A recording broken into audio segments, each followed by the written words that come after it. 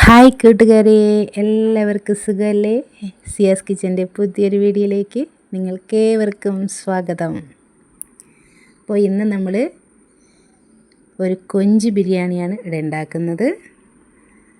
അപ്പോൾ നിങ്ങൾക്കെല്ലാവർക്കും ഇഷ്ടപ്പെടുകയാണെന്നുണ്ടെങ്കിൽ ലൈക്കും കമൻറ്റും ചെയ്യുക. പുതിയ ആൾക്കാരുണ്ടെങ്കിൽ ഒന്ന് സപ്പോർട്ട് ചെയ്യണം. ഓക്കെ, അപ്പോൾ നമുക്കിന്ന് കൊഞ്ച് ബിരിയാണി തയ്യാറാക്കാം. അതിനായിട്ട് ഞാനിവിടെ കുറച്ച് കൊഞ്ച് കഴുകി വൃത്തിയാക്കിയൊക്കെ എടുത്തിട്ടുണ്ട്. അതിൽ നമുക്ക് ആദ്യം മസാല ചേർത്ത് വയ്ക്കാം. മസാലയൊക്കെ ചേർത്ത് പുരട്ടി വയ്ക്കാം. അതിൽ ഈ മസാലയ്ക്ക് ഇത് ഇഞ്ചി, പച്ചമുളക്, വെളുത്തുള്ളി, പിന്നെ കുറച്ച് ഗരം മസാല, മഞ്ഞൾപ്പൊടി, മുളക് പൊടി, ഉപ്പ്, ഇത്രയും ചേർത്ത് നന്നായിട്ടൊന്ന് പേസ്റ്റാക്കി എടുത്തിട്ടുണ്ട്. ഇതാണ് നമ്മൾ ഈ കൊഞ്ചിലേക്ക് ചേർത്ത് കൊടുക്കുന്നത്. അപ്പോൾ നമുക്ക് കഴുകി വൃത്തിയാക്കി വെച്ചിരിക്കുന്ന കൊഞ്ചിലേക്ക് നമ്മുടെ ഈ അരപ്പ് നന്നായിട്ടൊന്ന് ചേർത്ത് നമുക്കൊരു അരമണിക്കൂർ റെസ്റ്റ് ചെയ്യാൻ വയ്ക്കാം. അതവിടെ ഇരിക്കട്ടെ. ആ സമയം കൊണ്ട് നമുക്ക് ബിരിയാണിക്കുള്ള റൈസ് തയ്യാറാക്കിയെടുക്കാം. അതിനായിട്ട് ഞാൻ കുക്കറിലാണ് വെക്കുന്നത്. കുക്കർ അടുപ്പത്ത് വെച്ച് കുറച്ച് എണ്ണ ഒഴിച്ച് കുറച്ച് നെയ്യും കൂടെ ചേർത്തതിന് ശേഷം അതിലേക്ക് നമുക്ക് കുറച്ച് പട്ട, ഗ്രാമ്പു, ഏലക്ക ഇതൊക്കെ ഇട്ട് കുറച്ച് സവാളയും കൂടെ ചേർത്ത് നന്നായിട്ടൊന്ന് മൂപ്പിച്ചെടുക്കാം.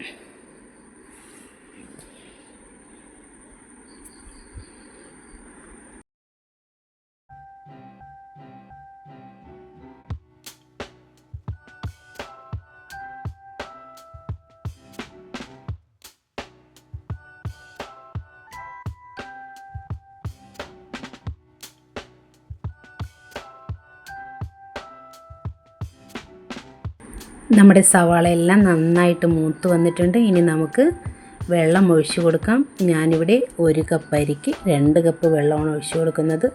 ആ കണക്കിനായിരിക്കണം നിങ്ങൾ എടുക്കേണ്ടത്. ഞാനിപ്പോൾ ഒരു പാത്രത്തിലാണ് എടുക്കുന്നതെങ്കിൽ ആ പാത്രത്തിന് 2 പാത്രം വെള്ളം, അത് കണക്കാക്കിയാണ് എടുക്കുന്നത്.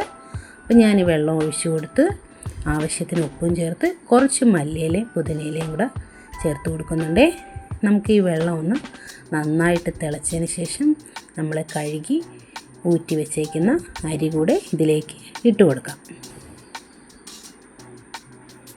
കൂട്ടത്തിൽ ഒരു 4-5 കഷ്ണം കുരുമുളക് ഇട്ട് കൊടുക്കുന്നുണ്ട്.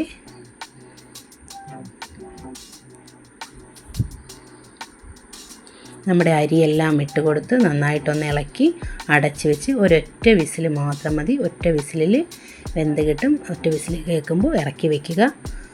അപ്പോൾ ഇനി നമുക്ക് അരപ്പ് പുരട്ടി വെച്ചേക്കുന്നത് നമ്മുടെ കൊഞ്ച്, അതായത് ചെമ്മീൻ, ഇവിടെ നമ്മളെ നാട്ടിലൊക്കെ കൊഞ്ച് എന്നാണ് പറയുന്നത്. അപ്പോൾ നമ്മുടെ കൊഞ്ച് അതും കൂടെ ഒന്ന് ഫ്രൈ ആക്കി എടുക്കണം. ആദ്യം നമ്മൾ എണ്ണ ഒഴിച്ച് ചൂടാകുമ്പോൾ അതിലേക്ക് നമ്മുടെ പുരട്ടി വെച്ചേക്കുന്ന കൊഞ്ച് ഇട്ട് നന്നായിട്ട് ഫ്രൈ ആക്കി എടുക്കുന്നുണ്ട്. ഈ അരപ്പെല്ലാം എണ്ണയിൽ കിടന്ന് തന്നെ നന്നായിട്ട് മുരിഞ്ഞ് കിട്ടും കേട്ടോ. അതൊന്നതുവരെ കുറഞ്ഞ ഫ്ലെയിമിലിട്ട് തന്നെ നന്നായിട്ടൊന്ന് മറിച്ചിട്ടും തിരിച്ചിട്ടും ഒക്കെ നന്നായിട്ട് അതിനെ ഒന്ന് ഫ്രൈ ആക്കി എടുക്കണം.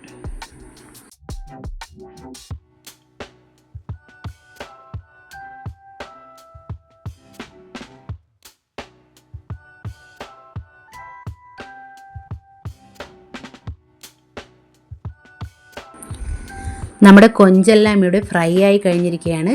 അപ്പോൾ ഇനി ഇതിലേക്ക് നമുക്ക് കുറച്ച് മസാല തയ്യാറാക്കണം. അതിനായിട്ട് ഞാൻ പൊരിച്ച് വെച്ചേക്കുന്ന സവാളയുണ്ട്. അപ്പോൾ ആ സവാള ചേർത്ത് കൊടുക്കുന്നുണ്ട്. പിന്നെ ഇതിലേക്ക് വേണ്ടത് ഒരല്പം മഞ്ഞൾപ്പൊടി, മുളക് പൊടി, ഒരല്പം മല്ലിപ്പൊടി, കുറച്ച് ഗരം മസാലപ്പൊടി, പിന്നെ ഞാനിതിലേക്ക് ഒരല്പം ചിക്കൻ മസാലപ്പൊടി കൂടി ചേർക്കുന്നുണ്ട്. ഇത്രയും കൂടി ചേർത്ത് നന്നായിട്ട് ഒന്ന് ഇളക്കി യോജിപ്പിച്ചതിന് ശേഷം ഒരല്പം വെള്ളവും കൂടി ചേർത്ത് ഒന്ന് തിളപ്പിച്ചെടുക്കണം. തിളച്ച് വറ്റി വരുന്ന സമയത്ത് ഒരല്പം മല്ലിയിലയും പുതിനയിലയും കൂടെ നമുക്ക് ചേർത്ത് കൊടുക്കാം.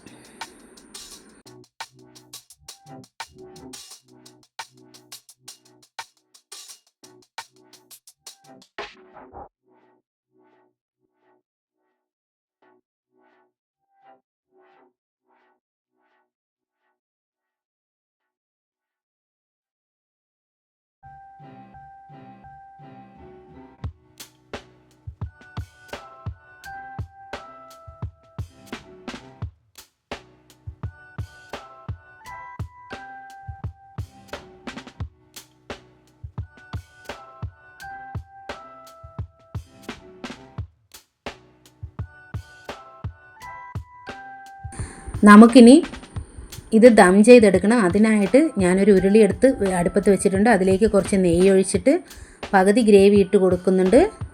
എന്നിട്ട് ഫസ്റ്റ് ലെയറായിട്ട് കുറച്ച് ചോറിട്ട് കൊടുക്കുന്നുണ്ട്. അതിൻ്റെ പുറത്ത് ഒരല്പം നെയ്യിട്ട് കൊടുക്കുന്നുണ്ട്.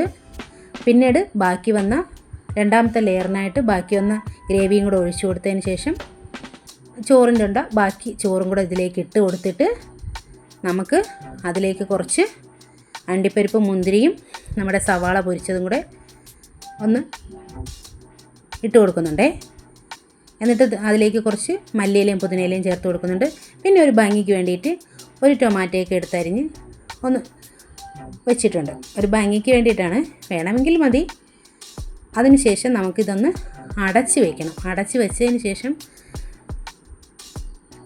ഒന്ന് അതിൻ്റെ മുകളിൽ ഒരു വെയിറ്റ് എന്തെങ്കിലും എടുത്ത് കൊടുക്കണം. അപ്പോൾ അതിൻ്റെ എയറൊന്നും വെളിയിൽ പോകാതിരിക്കുക. എന്നിട്ട് ഒരു 5 മിനിറ്റ് ലോ ഫ്ലെയിമിലിട്ട് വെച്ചേക്കണം. അപ്പം നന്നായിട്ട് ഇതിൻ്റെ ആ ഒരു മണവും അതിൻ്റെ ടേസ്റ്റും അതിൻ്റെ രുചിയും ഒക്കെ എല്ലാ ഭാഗത്തും പിടിച്ച് കിട്ടും. ഇനി നമുക്കിതൊന്ന് ഇളക്കി കൊടുക്കാമേ.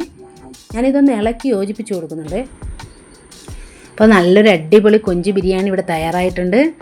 നിങ്ങൾക്ക് ഇഷ്ടപ്പെട്ടിട്ടുണ്ടെങ്കിൽ ലൈക്കും കമൻറ്റും ചെയ്യാൻ മറക്കരുത്. നിങ്ങളുടെ സപ്പോർട്ടും ഉണ്ടായിരിക്കണം. പുതിയൊരു വീഡിയോയുമായിട്ട് നമുക്ക് വീണ്ടും കാണാം. അതുവരെ എല്ലാവർക്കും ടാറ്റാ ബൈ ബൈ.